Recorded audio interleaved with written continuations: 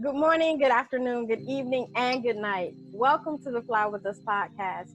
This podcast is bringing the art of conversation, self-love, self-care, mental health care and protection, life lessons, love lessons, and everything in between.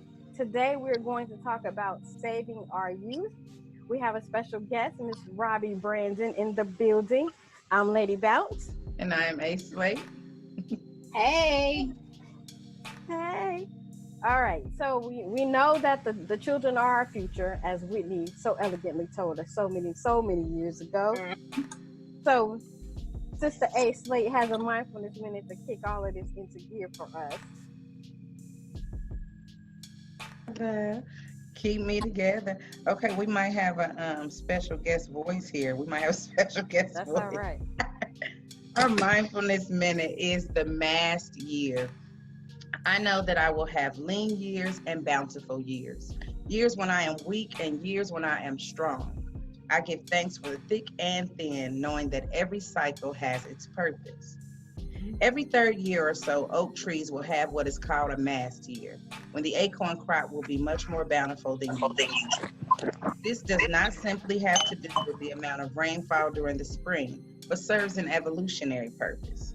During that year, there will be so many acorns that the squirrels, the deer, the birds, all of them will not be able to eat them all.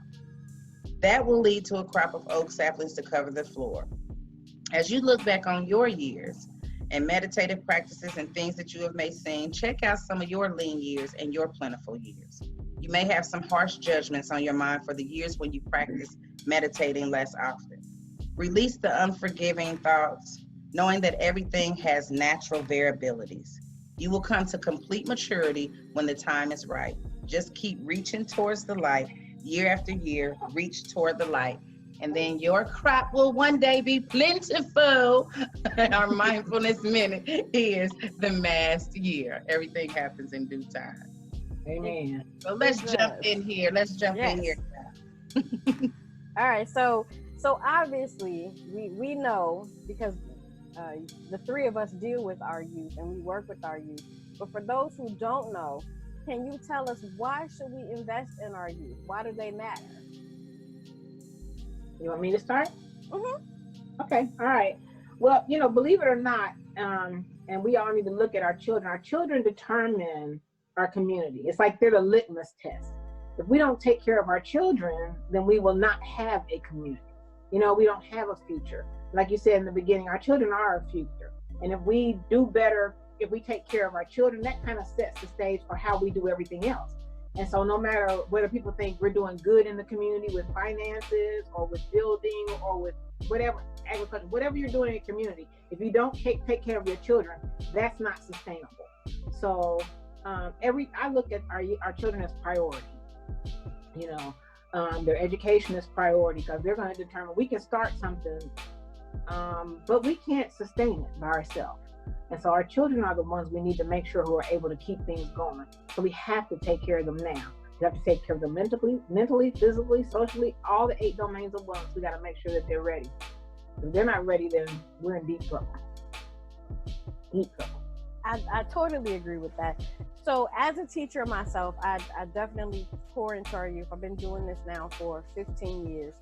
But what do you think teachers should be saying or doing more of to invest in our youth and cultivate our youth, as opposed to just shoving curriculum into them?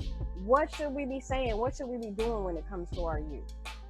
What our education system has to realize, and I've been a nurse for 30 years, and the kids, I've been working with youth for 20, in mental health and in the community. And you can have the best teachers in the world. And after this quarantine and me trying to teach my grandson, I think you all need to have a quadruple raise. Because I'm going to tell you, whoopee. But teachers are, if y'all focus on what you do, what we have to do is the education system has to realize that somebody has to address social service issues. Teachers can't be the parent, the teacher, the social worker, the pastor. They can't do all that. In order to raise the kids, that thing we used to say back in a long time ago, and we still say it. It takes a village to raise a child. It honestly does. And I think people expect our teachers to be that entire village. And you can't be. it's a partnership. And so the day our education system realizes we have to go back to, there's got to be a case manager or a social worker in there to help address the issues of our youth. We have an astronomical number of kids right now in the Dayton Public Schools that are homeless, you know, and so if they come to school hungry, then they want the teachers to figure out how to feed them. If they come to school without supplies, and they want the teachers to figure that out. That's not all the teacher's job. You know, there's got to be other roles in the school system and outside the school system to wrap our hands around what's going on with our youth today. Because what we're seeing now is almost unprecedented. I was a nurse when crack was big. So we had a big crack epidemic back in the 90s, you know, 80s and 90s. And those kids are parents now. And nobody's looking at helping them be better parents.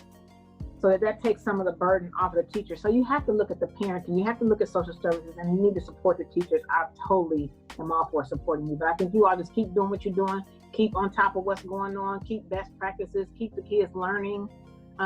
Teachers also need to understand what you're dealing with mentally with these kids. Social emotional skills, they need to understand that these kids that we're dealing with, I'd say 80% of the kids I work with have trauma issues. And so those are the kids that you see. So you need to be aware of that kind of stuff. Your awareness will help you make appropriate referrals to the right sources.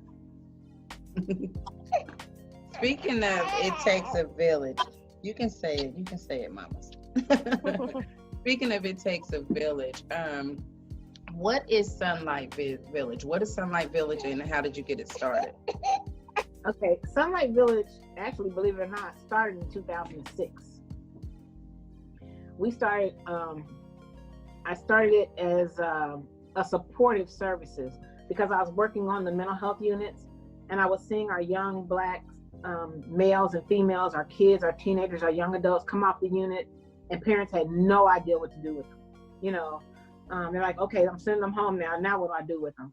And so we started out, me and a couple other professionals, just being a supportive services. We used to do like support groups in the community. But then when we referred kids or parents to services, it took like 30 days for them to get in. So we jumped into providing mental health services, direct mental health services. So we have counselors and therapists that do mental health services on site at our location. But in doing that, we honestly opened a can of worms. We did. Because when you're dealing with children's mental health in a high-risk population or underserved communities like West Dayton and the inner city where I'm from, you can't just deal with their mental health. You got to deal with all the issues. You got to deal with, because if you come into my office hungry and I address your depression and you leave out hungry, I really didn't address anything. You know, so it has to be really comprehensive. So we started doing more comprehensive work. We started looking at how, if I'm coming in talking about your mental health, what outside services can we provide? So we've always been interested in kids. So we work with the courts to do a youth program, which proved to be helpful to some parents. Because a lot of the kids that we were hoping to do counseling with, we knew we had to work with the entire family. So we do a program with the courts where we help bridge kids from from juvenile detention back into the community. And A-Slate, you work with our kids on an art project, and they absolutely love. They want you back. So that's one piece of Sunlight Village. So helping the parents address that the issues and the trauma of violence and things and dealing with their teenagers is one piece. We also work with the Marketplace Movement Church to do a food pantry. So we address food issues, and we have peer community health navigators that actually can help people in our community connect to resources, beds, furniture, clothing, all that kind of stuff. Wow. So it sounds like we do a lot, but we can't do it without partners. Each one of those pieces has a partnership. So it's not just Sunlight Village. Like we partner with Greater Dayton Premier Management to do parenting classes. So that's when I say it takes a group to really make a supportive network to really make this kind of stuff work. And we have an amazing community of partners that help get this done. And I am grateful to have been able to collaborate with you and the young people over there. That was an amazing experience. And I want to come back. I want to get back, even if we have to zoom it out.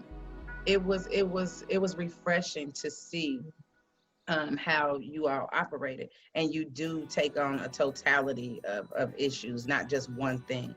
Yeah. So with you doing all that, because I've seen you, I don't know if you know, I be watching like a stalker when I'm riding up 3rd Street trying to get to the park. You either out there doing something for the pantry, setting up something for a yard sale, doing something with the building where you're housed at.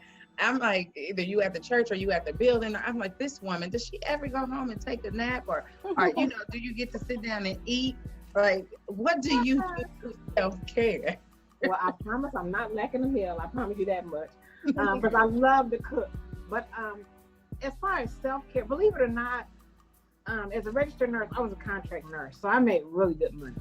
And I walked away from all that because I feel like the Lord, my calling was mental health, right, in our community. So I stepped out on faith, and that's when we put brick and mortar in place for Sunlight Village. And I'm telling you right now, I have so much more peace, even working at half the salary that I made, because I'm doing what I love to do. And I tell those kids all the time, I just left juvenile detention, and they said, Miss Robbie, why do you do this? I said, to see you smile. If they smile, I smile.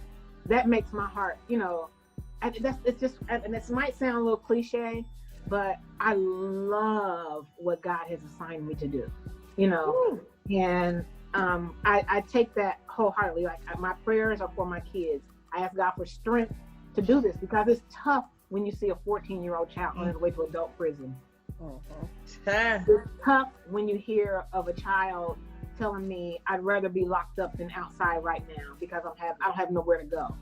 So those kind of things, I couldn't do that in my own spirit. In my own soul, I couldn't. So I have to have the strength of God in order to do that. So when I partner with people, I have to make sure that they're strong enough mentally, emotionally, spiritually, and physically to handle this kind of work. I don't need nobody can come in that's got more attitude than the law. This ain't about us. Right. It's about those we serve. Mm-hmm. And I know, I just love that. You was about to make me cry, but I got to be strong enough to handle this thing, right? That's all right. I cry all the time. I cried yesterday. I went downtown yesterday, and I heard one of my kids got life in prison at 17 years old. And so what I did, I literally had to leave the floor and go down to my office, cry and pray, and then get back on the floor. But it's just so heartbreaking. That's why the prevention stuff has to be done. We have to start doing stuff now as a community to support our kids. I'm telling you, just think, if we don't have it, if all our kids, if we don't give them the technology, if we don't bring them up to speed with what's going on in our society and what's going on in our country, who's gonna do it? Yeah. Lady Bounce, I know that Miss Robbie, I had went at the program, and they had set up for the kids to be able to do their homework. They created like a Chrome lab. I know you can agree that's something really good, because her being a teacher, she is as committed as you are. Y'all are wonderful in the community. Yeah, y'all just wonderful. I'm just gonna not babble here because I end up crying. Let me just catch myself again. Well, I am definitely a big, gigantic cheerleader for our youth, for our kids, and any kid that I've ever interacted with, I call them my kids. Those are my kids. I'm gonna fuss at you like I do my kids. I'm gonna love on you like I do my kids. You may not get the spanking that you really, really deserve, but you're definitely gonna get, some mama love when you come into my office or come into my space, because a lot of our kids, while they want their teachers to be loving and friendly, what they don't want is another friend. A lot of my students tell me that, some teachers that I work with think that, oh, you got to be the kid's best friend. But the kids I work with say, no, I don't need another 16, 17-year-old. I don't need an adult acting like a 17-year-old. I need an adult that's going to, be on me, that's going to love me and give me that loving guidance, but fuss at me when need be. But they really, really don't want us to be our friends. I think, as adults, the first thing that we do is we make that mistake when we go, oh, I got to talk like them, or I got to cuss like them in order to get them to listen. But in actuality, they want to be loved, but not, not the things that they get from their parents. And I do, love the parents I work with, but a lot of our parents, I feel, are inequipped to deal with the mental issues of their children, because they have so much trauma that they haven't dealt with, either lifelong trauma, their traumas with their lives in school, their educational background. So it's really hard. So I feel like, like you said, we work in the context of families. I can't just work with Tommy because I see him all day. No, I got to talk to Tommy's mom and go, well, how can I help you so you can help Tommy be better? what do you need from me as a teacher, that I can do? I mean, I got a lot of connects in the community. And so the first thing I ask my parents, I'll give them all a survey. What do you need from me? What do you want from me? Tell me how you want me to work for you. And I make sure that because I teach special education. So I make sure that I let my families know and the kids I work with that I work for you. What do you need?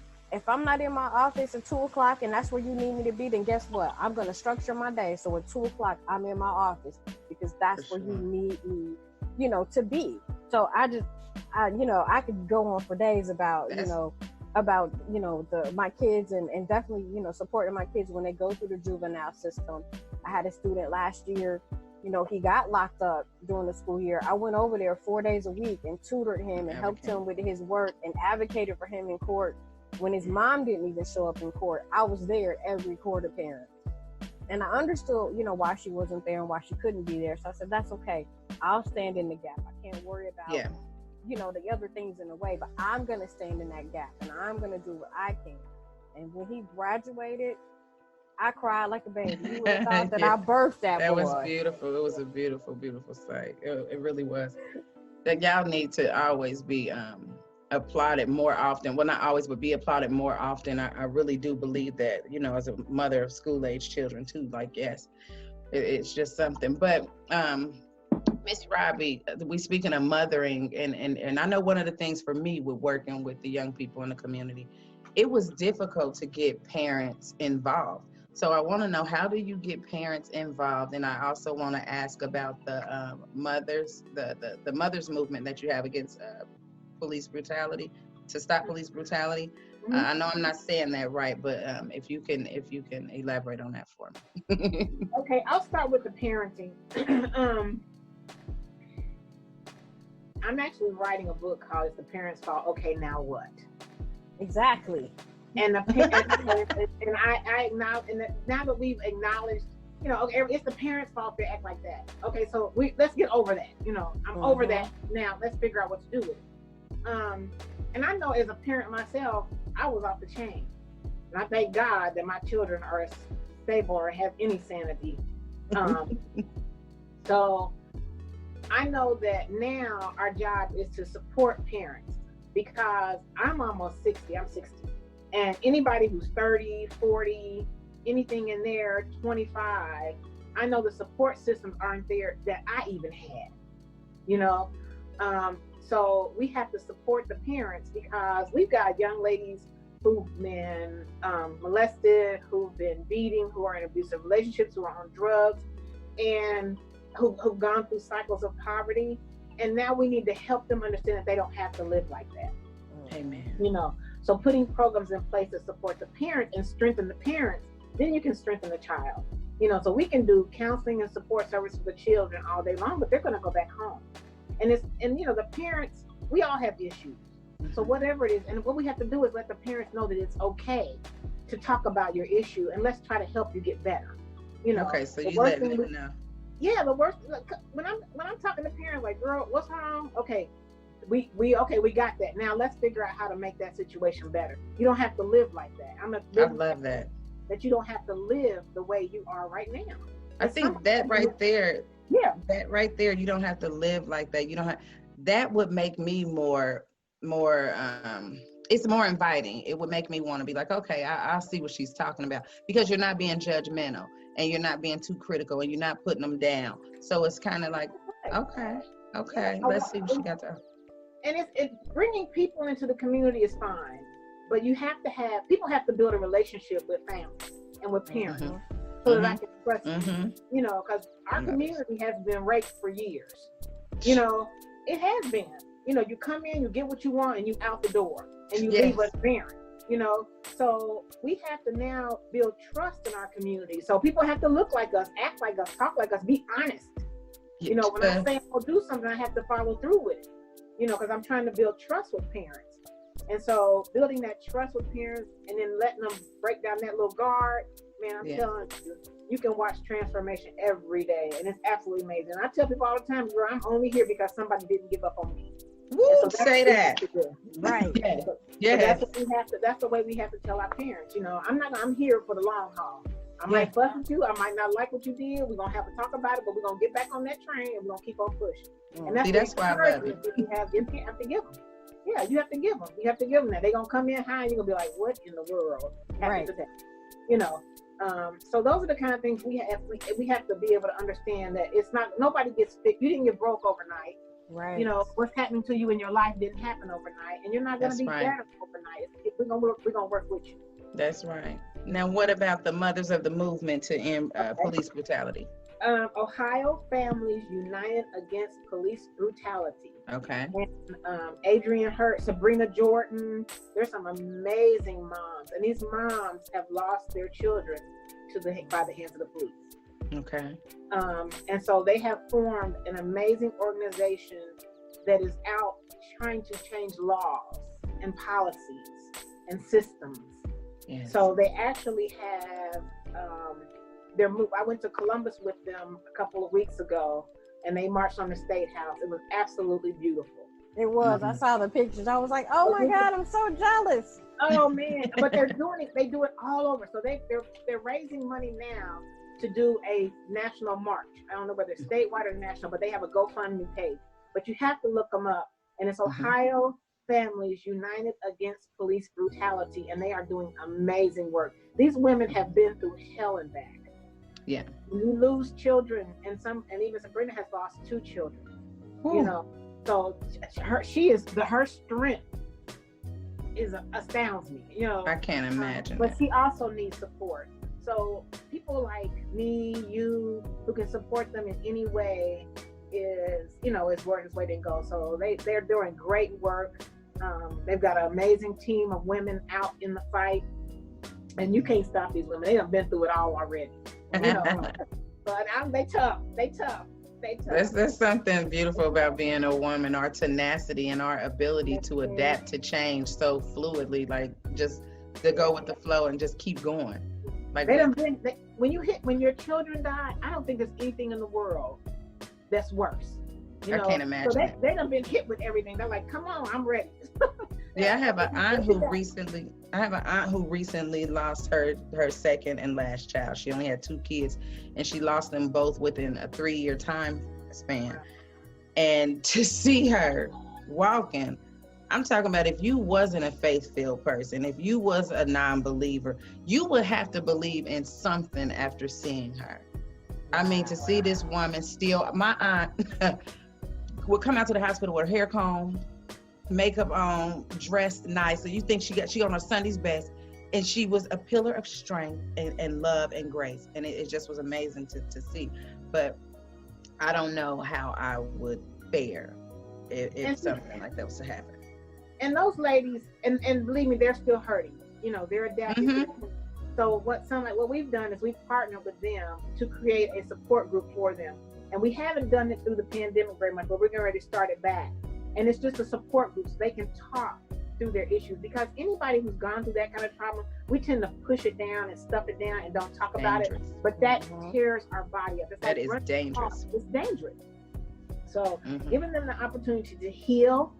And I always say healing is like, you got to cut that wound open, clean it out from the inside out, let it heal from inside out, and then we're good to go. If I can touch that wound and it still hurts, it's not healed. See, and we have to trust that. You were a nurse. We have to believe that wisdom coming from you. We have to trust that. So it's painful to talk about it. Yeah. Grief is painful. But once you get through it and get to talking about it and begin to heal from it, then you can move in a little bit more peace and a little bit more strength. So I love these ladies. I'm looking at our team to really get that group back going. Yeah, you can probably do a setup like this and do your healing. Absolutely, I want to be in on that one. Me too. When I saw the pictures, I was like, man, like this is incredible. Like I just felt like you're watching this. I needed to be there. I needed to do something. Now I have no idea what I would contribute to said conversation, but I'm like, I just want to be in that circle, in that conversation. The love that was shared amongst those mothers was just incredible. And even for mothers who haven't, lost a child, just having a camaraderie of motherhood, saying, hey sister, that's right. I get you. It's not easy, and I'm here for you. Like that's the biggest thing, is that because so often we feel like we're alone, on these islands, and we're really not. Like the support is out there. We just have to be. It has to come at us the right way to make us open and receptive to it. That's incredible. Yeah. So they have a Facebook page and everything. Ohio Families United Against Police Brutality. Facebook page, you can look on there. They'll let you know where they're going next and so forth and so on. So yeah, they're doing the work.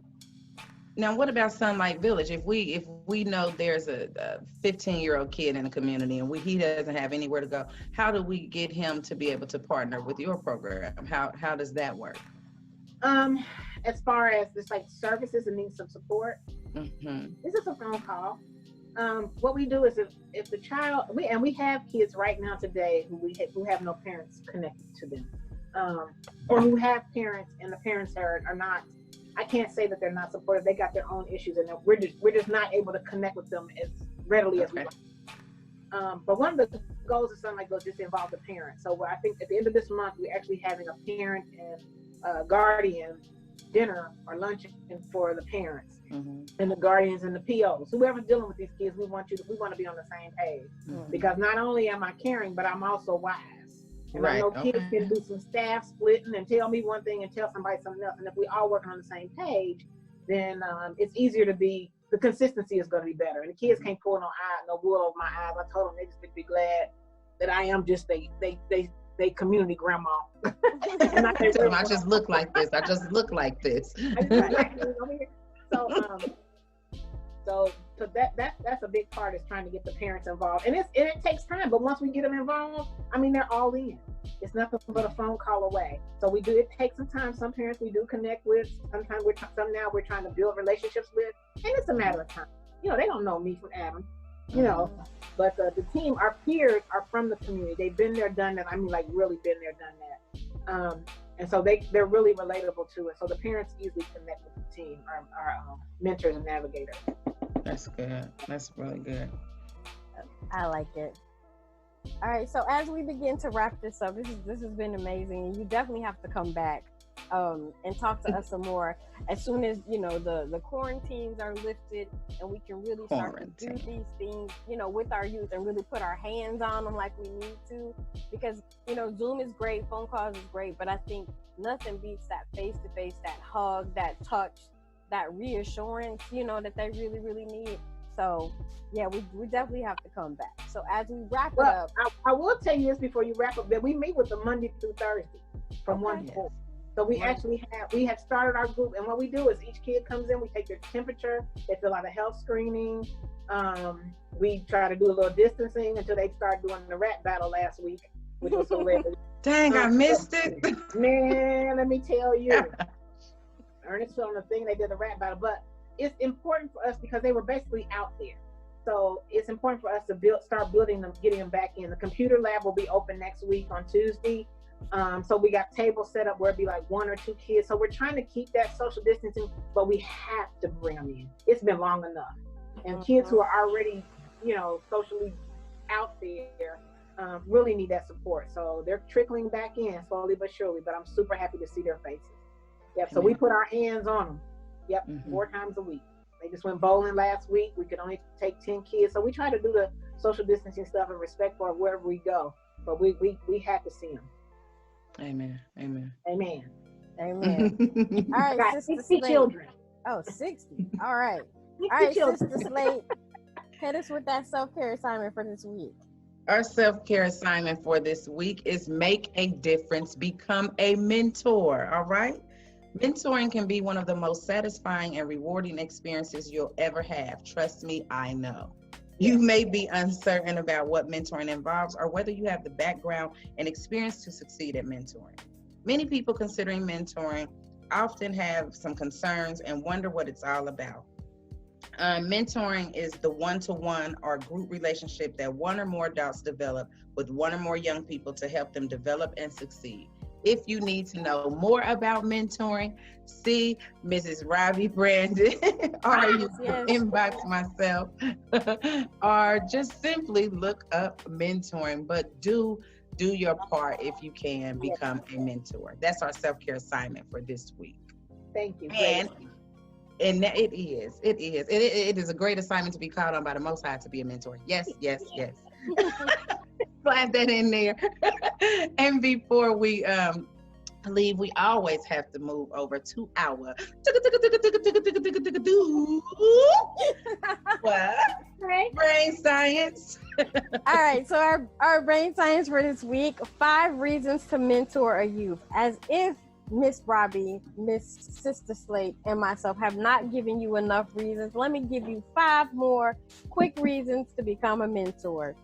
It's no surprise that research consistently proves the long-term effects of a mentor, particularly for our youth. A healthy mentoring relationship can be critical to achieving both academic and personal goals.